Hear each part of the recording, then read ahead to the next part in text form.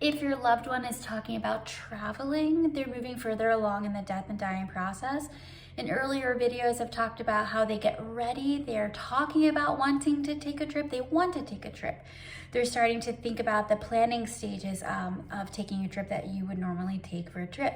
But when they actually start talking about the mode of transportation for this trip, whether it's a boat, a car, a train, any way that they move from point A to point B, the actual logistics of this, then this is an indication that we're moving further along. So the beginning stages have already passed where they started talking about just maybe I want to take a trip and kind of thinking about planning for a little bit. In this stage, they're actually talking about the logistics of getting from point A to point B. So they might actually talk about the vehicles.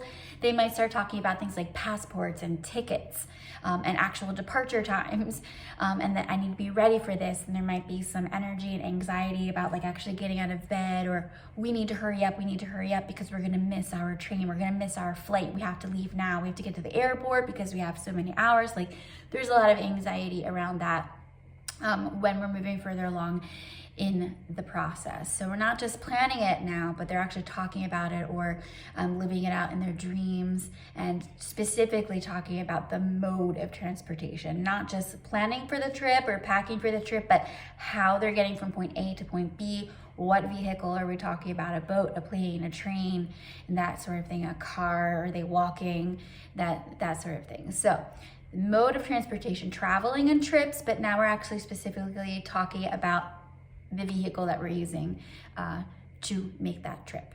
So I hope that helps. Thanks for watching.